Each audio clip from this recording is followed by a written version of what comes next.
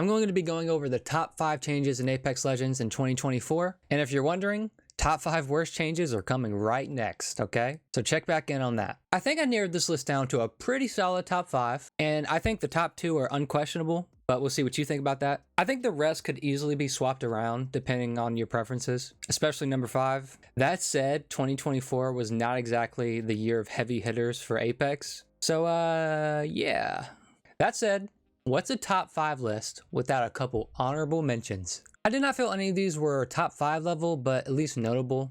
So first is the Broken Moon update. I'm gonna say up front, I think they need to do more map updates, period. They made Broken Moon a better map by removing that god forbidden area of Promenade. And they also added like more minor POIs and made some adjustments across the map. Now me personally, they kind of broke my heart. They removed my favorite POI, which was Backup Atmo Station. Was it a copy pasted POI? Maybe, but I really loved that part of the map.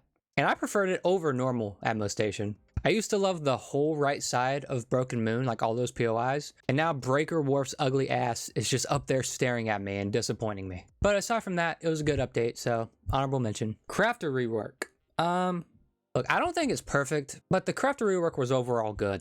I think simplifying it and speeding up the process was probably the right call, especially given other updates they made, you know, like getting rid of the replicator material for other things on the map we'll talk about later. So yeah, enemy health bar and highlights. This is just like a nice quality of life change for most players, and it helps improve communication and like just clarity. And now when your teammate says he's 1, you know he wasn't 1. Akimbo was a interesting change for sure. I think making obsolete weapons like the P20 and Mozams viable was a good idea. Obviously the Mozams were overtuned when they were released, and they got nerfed down a bit, and they're still usable. I'll say the only significant problem here is just now when you get these weapons off drop, they're significantly worse if you don't get 2 of them. Okay, that's my honorable mentions. Now let's get into the actual top 5.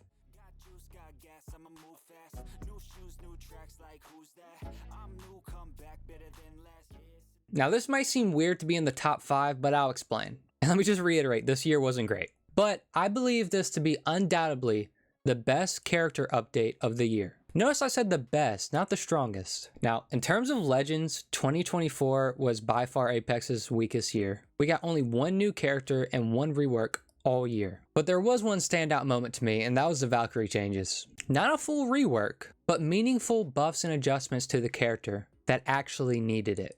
Listen, I would take this buff over Alter's whole release and the Lifeline rework. No questions asked. Alter sucks, and while Lifeline's kit was old, she wasn't desperate, you know? And I also just prefer Valkyrie's changes to Lifelines. To give you a broad recap of Valkyrie's changes, she was moved from Skirmisher to Recon, which at the time was essentially moving her from the worst class in the game to probably the best. This was before support. They buffed multiple aspects of her missiles. I'm not reading all that right now, I'll put it on screen. And they gave her viable perks that essentially gave her the ability to flex different playstyles. You could choose to play around her passive fly and tactical missiles, or you could choose to commit to her ultimate buffs. Now you combine the flight visibility she gets from her perks to being a recon character that can hit a recon scan before the flight, and you pretty much have a really good recon rotational option. I put Valkyrie here because these changes were not only necessary for the character, but they were actually good changes that fit the character. Well, I didn't really mention it, but obviously Valkyrie was like obsolete ever since evac towers. I think this is the type of changes we need to see more of in this game. They could and should be cranking out these types of updates every patch notes. To put in perspective for you, we only get about 8 major patch notes throughout the entire year, and they usually are not dropping changes like this. And listen, they didn't make her god of the game or anything, but they made her valuable when she had no purpose before. Speaking of value, number 4 brings tons of it. Number 4, Loot Bin resets and Mythic Bin. Loot Bin resets are a fun change that came to the game. It added different layers of how a game played out. I'll explain that. The first layer is it brought loot scaling to the game. What I mean by this is, when the update hit with Loot Bin resets, they reduced the spawn rate of purple and gold attachments by about 50%, but loot bins have a higher chance to contain this type of loot.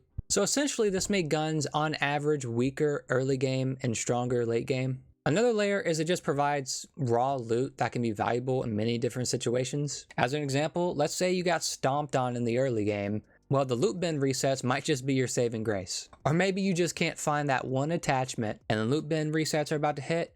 There's your chance. Or maybe you got low shield, something, you know. The mythic bin is essentially the biggest boost a team can get in the entire game. It upgrades everyone's armor, provides gold guns based on what you have, and it gives a care package weapon. Now, the mythic bin is very RNG dependent because it's a random spawn, and it's debatably overpowered, but it's hard to argue that it's at least fun and adds something dynamic to the game. It's kind of just like a reskinned crackhead care package. I guess I should mention gold bins as well. On release, they were mega common and really broken, but they toned it down a lot. Nowadays, they're pretty rare, and when you find them, it's just like a nice little boost. It's not like crazy overpowered, but you know, it's something nice to add in the game. Yeah, that's about all I gotta say about loot bin resets. Number 3 is LTMs. Yeah. Okay, depending on what type of player you are, this might not mean anything to you. You might not even care. But listen, I'll give credit where it's due. They've gotten a better grasp on LTMs this year, and a lot of people only want to play LTMs. I'll give you a quick summary of what LTMs I'm talking about in case you don't know. So we started the year pretty strong with the Final Fantasy LTM. At minimum was interesting.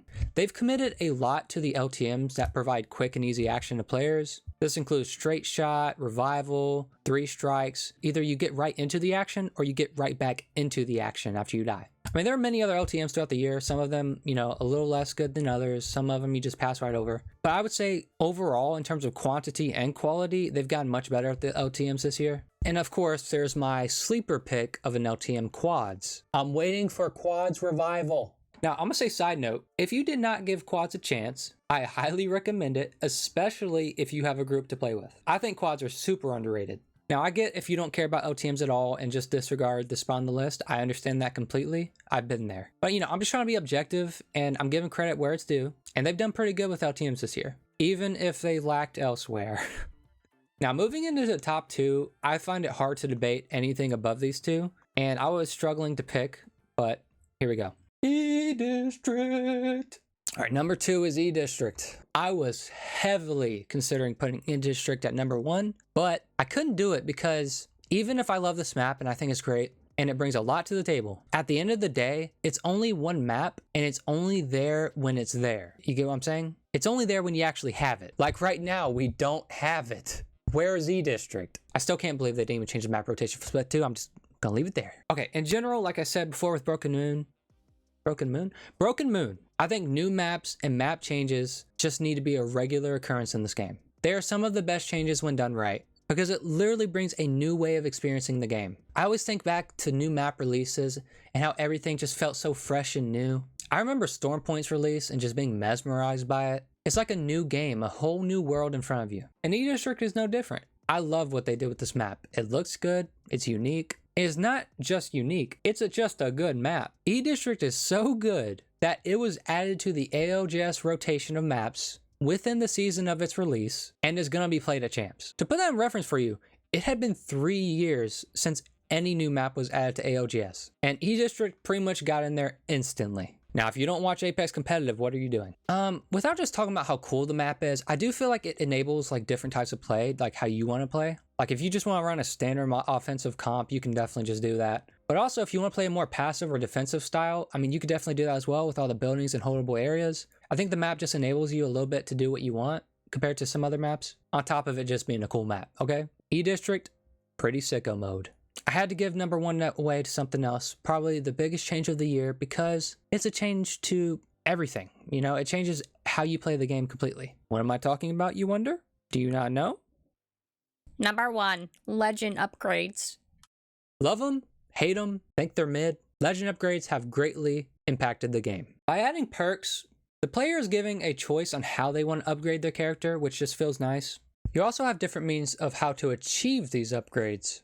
You got class objectives, evo catches, you can just go fight for if you want, other objectives depending on the map like loot vaults, the little things on Kings Canyon, I can't think off the top of my head. There's other objectives, not a lot, but they're there. And feeling as if you have like a progression of getting stronger throughout the game by completing some objectives, it gives you something to do even if you're not directly fighting or looting. Now, I'll have the caveat, this system is far from perfect. Some perks aren't great, some characters got it way better than others. Evo catch spawns can be a pain. This shit pissed me off. and so on. But overall, I like this system, even if it needs a lot of work. It directly impacts your behavior of how you play the game. Like a close Evo spawn, it's just a small thing, but it does impact how you move across the map. This also brought the change of shield cores, which at first I was a little skeptical of, but I do think it probably is a good change. Because removing armors from loot pool just removes the RNG of armor completely, and also clears up the loot pool a little bit. And it also makes the game feel like it's more in your control. Like if you're stuck on a white or blue armor, that's your fault. It's not because you didn't find it, you didn't get the objectives you needed to get it. So your game's more dictated by your own actions and not RNG. Although there is RNG still, but you know what I mean. Like when an Evo cache spawns 2 miles away in the water on Storm Point, that's rough. I included shield core in this because they're kind of hand in hand, so I'll just talk about that as part of this. Shield cores also made shield swapping feel more fluid. Instead of grabbing a player's armor and actually swapping it, you're just filling your armor with theirs. It's not a direct swap. For instance, if you have a purple and you swap a blue, you're not downgrading your armor, you're just filling it up with what they had. So you're not downgrading anymore, that's good. And listen, I could go here and just go over every perk in the game, be like, oh, I like this one, I don't like this one. There's a lot of that. We all know that some characters got better than others, but it also adds a new layer of balancing and updating, which we have seen like in the Valkyrie update that I already talked about. I think this system can definitely be more unique and expressive of how a player wants to play. They just have to put the effort into it. You know, you have your base kit, and then if they really put some effort into the perk system and not just let you carry an extra battery, but actually give you like a path of how you want to play, I just feel like that's good, but they have to do it. Some characters have it, some characters don't. So yeah, while in an incomplete system, in my opinion, I think the structure of something great is here, and it's clearly impacted every level of play. Pro play, competitive, casual, doesn't matter. It affects how you play. Unless you're just hot dropping and dying, but you know, you still get the upgrades. You still get them. Now, if you thought E-District was number one, I'm not going to disagree with you hard. I just think, like I said, legend upgrades apply universally. E-District is only there when it's there. So I went through all the patch notes throughout the year. It's possible I missed something notable. I don't think so, but it's possible. I certainly can't think of anything that should be above this. Now, look, don't you dare try to tell me the support perks deserve to be up here.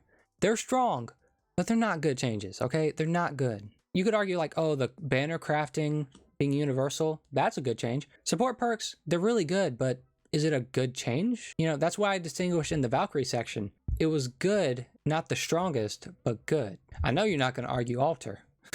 I know you're not going to argue altar up here. Yeah, top 5 worst is coming out. Top 5 worst is going to be a little weird because it's kind of hard. I'll talk about it when I get there, but I can't just pick, oh, they nerfed this character. It might be more broad statements, so I don't know exactly how I'm gonna do it. But yeah, I mean, let me know what your top changes were of the year. Let me know if you agree with what I said. To be honest, there wasn't a lot to choose from. It's unfortunate, but it's the truth. And there's definitely like other things that I thought about that I was like, is that really a change? Like BLGS in the competitive scene, for example. That's a good thing for the competitive scene, but it doesn't really apply to the actual game, if that makes sense. So yeah, I think I gotta leave it there because I already did the top 5 and I gotta do the bottom 5, I guess you'd call it. I gotta get to figuring that out. There's not a lot more to say. I mean, I said what I said. So let me know what you think and I'll holla at you. Bye.